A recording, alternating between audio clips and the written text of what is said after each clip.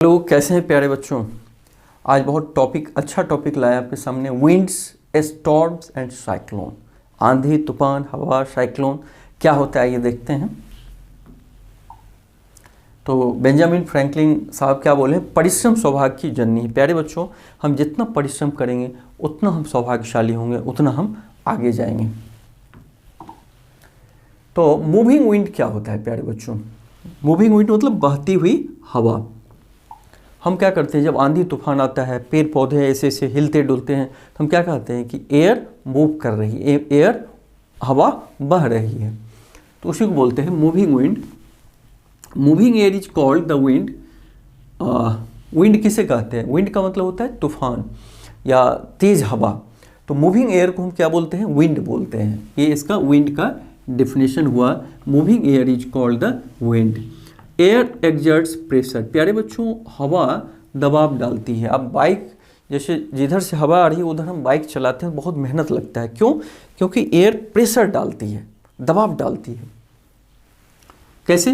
Leaves of trees, पेड़ पौधे की पत्तियां, बैनर्स, फ्लैग, बैनर्स वगैरह रोड पे लगे होते हैं। Flutter when the wind is blowing, जब हवा बहती है तो वो ट्रीज का पत्ती, बैनर, ये सब क्या होता है, हिलती डुलती है, फ्लटर करती है।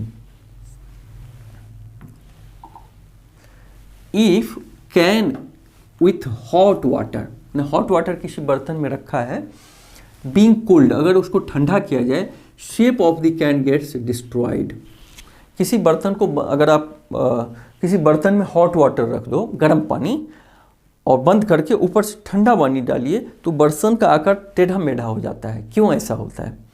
क्योंकि as water is poured over the can, बर्तन के ऊपर, some steam in the can condense. तो कैन के अंदर, बर्तन के अंदर गर्म पानी रखा था, ऊपर से हम ठंडा पानी डाले तो गर्म पानी का क्या हुआ, वो कंडेंस हुआ, ठंडा हुआ इनटू वाटर। उसका जो अंदर वाटर वेपर था वो ठंडा हो गया, reducing the amount of air inside, और अंदर एयर कम हो गया। क्योंकि वो जो वाटर वेपर भरा था गर्म पानी का, तो जब हम ऊपर से ठंडा किए तो वाटर वेपर ठंडा होके वाटर में बदल गया, तो एयर अंदर कम बचा। And pressure of air inside decrease, अंदर जब एयर कम हो गया तो प्रेशर कम हो गया, और बाहर से क्या हो रहा है, बाहर की हवा में प्रेशर है ही, तो इससे बर्तन क्या होगा, थोड़ा सा टेढ़ा मेढ़ा हो जाएगा। Can gets compressed due to pressure exert by the air from the outside. माने क्या हो, गर्म पानी, माने उस बर्तन में, किसी बर्तन बंद में गर्म पानी है, मान लीजिए उसमें एयर वेपर भरा हुआ है, वाटर वेपर, ऊपर से ठंडा पानी डालेंगे आप, तो क्या होगा कि अंदर का जो वेपर रहेगा वो कंडेंस होके वाटर में बदल जाएगा, और अंदर का प्रेशर कम हो जाएगा, और बाहर का प्रेशर तो उतना ही रहेगा, तो उसको क्या करेगा, थोड़ा दबा देगा, यानी उसका साइज, उसका जो रूप है डिफॉर्म कर जाएगा। इंक्रीज्ड विंड स्पीड, बढ़ा हुआ हवा जो स्पीड होता है, indeed accompanied by reduced air pressure. जब एयर प्रेशर कम रहता है, मान लो यहाँ लेस रहेगा, तो यह हवा का दबाव क्या होगा, बढ़ जाएगा। प्रेशर कम है तो ज़्यादा हवा आ जाएगी, प्रेशर जहाँ ज़्यादा रहेगा वहाँ कम हवा आएगी। तो वही कह रहा है, इंक्रीज्ड विंड स्पीड ज़्यादा जब रहता है तो accompanied by reduced air pressure, वहाँ प्रेशर क्या हो जाता है, कम हो जाता है। इंक्रीज्ड विंड स्पीड, जहाँ विंड स्पीड ज़्यादा रहेगा वहाँ प्रेशर रिड्यूस हो जाएगा। Air moves from the region where the air pressure is high to the region where the pressure is low. हवा जो है, जहाँ एयर प्रेशर ज़्यादा रहेगी वहाँ से कम एयर प्रेशर वाली जगह पे जाती है। मान लो यहाँ प्रेशर ज़्यादा है, ये ज़्यादा प्रेशर है और इधर कम प्रेशर है, तो ये ज़्यादा से कम की ओर एयर जाती है, ज़्यादा प्रेशर से कम प्रेशर की। तो इसमें हमने क्या सीखा, इंक्रीज्ड विंड स्पीड, जहाँ विंड की स्पीड बढ़ी रहेगी, तो accompanied by reduced air pressure, वहाँ एयर का प्रेशर क्या रहेगा, कम, वहाँ ज़्यादा हवा है ही नहीं, हवा तो तेज़ गति से बह रही है, तो जब वो बह रही है तो वहाँ नीचे क्या हो जाएगा, वहाँ प्रेशर कम हो जाएगा। और दूसरा चीज़ हमने सीखा, air moves from the region where the air pressure is high, जहाँ एयर प्रेशर हाई है वहाँ से कम लो एयर प्रेशर की तरह हवा का मूवमेंट होता है। The greater the difference in the pressure, जितना प्रेशर में डिफरेंस रहेगा, मान लो एयर प्रेशर कहीं ज़्यादा है और कहीं कम है, तो जितना ज़्यादा डिफरेंस रहेगा फास्टर द एयर मूव्स। मान लो इधर प्रेशर बहुत ज़्यादा है, इधर कम है, तो बहुत तेज़ गति से उधर की ओर जाएगी, क्योंकि उधर हवा का दबाव कम है। अब देखो, when the blow into the mouth of the bottle, एक बॉटल है सपोज कीजिए, उसमें कॉर्क लगा है, ढक्कन लगा है। The air near the mouth has higher speed, आप यहाँ पे खूब फूंक लगा के हाइयर स्पीड करो, तो यहाँ क्या होगा, प्रेशर कम हो जाएगा। अभी अभी आपने सीखा increase wind speed is indeed accompany by reduced pressure, pressure वहाँ क्या होगा, कम होगा। And this decrease the pressure there, वहाँ प्रेशर क्या होगा, डिक्रीज कर जाएगा। The air pressure inside the bottle is higher, मान ली बोतल के अंदर तो पहले से जो एयर प्रेशर है ही, लेकिन हम एकाएक फूंकने की कोशिश किए तो हम एयर प्रेशर कम हो गया, तो अंदर ज़्यादा प्रेशर, बाहर कम प्रेशर, तो फिर क्या होगा, ज़्यादा प्रेशर से कम प्रेशर की ओर हवा जाएगी। And then the air inside the bottle pushes the ball out, और इस ढक्कन को क्या करेगी, अंदर प्रेशर ज़्यादा है, इसके ढक्कन को बाहर निकाल देगी। तो इसमें हमने क्या देखा कि जब हम माउथ से ब्लो करते हैं, फूंकते हैं किसी बॉटल के ढक्कन की ओर, तो वहाँ का प्रेशर कम हो जाता है।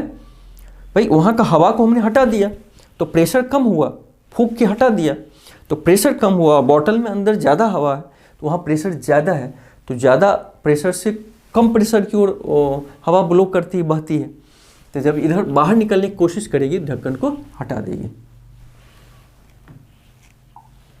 Heating effect of on air, प्यारे बच्चों एयर को अगर हीट करें तो उसका प्रभाव क्या पड़ता है, क्या बता सकते हो आप? On heating the air expand, हवा में जब हीट होता है तो हवा फैलती है, एक्सपेंड करती है, ऑक्यूपाइज मोर स्पेस, और ज़्यादा जगह भी लेती है। क्या देखा हमने कि हीट करने से एयर जो है ज़्यादा वो जगह लेती है, ज़्यादा वो फैलती है। The warm air is more lighter than the cold air, जब हम गर्म करते हैं तो हवा क्या होती है, फैलती है, और वो लाइट में हल्की हो जाती है, हल्की होकर ऊपर उठने लगती है। For this reason smoke goes up, जो स्मोक है ऊपर क्यों जाती है, या वाटर वेपर ऊपर क्यों जाती है, कि वो गर्म होकर लाइटर हो जाती है, ठंडा वो हल्की हो जाती है। तो इसमें हमने क्या सीखा, हीट करने पे गैस क्या होता है, मोर स्पेस ऑक्यूपाई करता है हीट करने पे। The warm is more lighter, गर्म हवा ज़्यादा हल्की हो जाती है। देन द कोल्ड एयर, मतलब ठंडी हवा की अपेक्षा गर्म हवा ज़्यादा लाइट मतलब हल्की हो जाती है। For this reason smoke goes up, इसलिए स्मोक ऊपर जाती है। Uneven heating between the equator and the poles, uneven heating का मतलब क्या हुआ, असमान हीट, मतलब कभी ज़्यादा गर्मी कभी ज़्यादा ठंडी। Uneven heating between the equator and the poles, equator और पोल्स के बीच असमान टेम्परेचर रहता है। Region close the equator, equator के नज़दीक का जो रीजन होता है, maximum heat from the sun, वहाँ पे गर्मी ज़्यादा पड़ती है, हॉट वहाँ का सीजन होता है, हॉट वेदर रहता है, hot climate. The air in these regions get warm, और हवा क्या होती है वहाँ का, गर्म हो जाती है। वार्म एयर राइजेज, तो गर्म होकर क्या होगी, वो हल्का हो जाएगी, ऊपर उठेगी। And the cooler air from either side of the equator moves in towards the equator, और इक्वेटर के दोनों तरफ से ठंडी हवा क्या होगी, वहाँ भर नहीं आएगी। भाई इक्वेटर एरिया में गर्मी ज़्यादा पड़ती है, तो हवा क्या होगी, गर्म होकर हल्की होकर ऊपर उठेगी। जब ऊपर उठेगी वहाँ जगह खाली होगा, तो इक्वेटर के दोनों तरफ से ठंडी हवा वहाँ फिल करेगी। Wind circulation in a setup from the poles to the warmer, तो शुरू में दिया था uneven heating between the equator and the poles, poles और इक्वेटर के बीच असमान हीट होता है, तो पोल की ठंडी हवा फिर इक्वेटर की तरफ आने लगती है।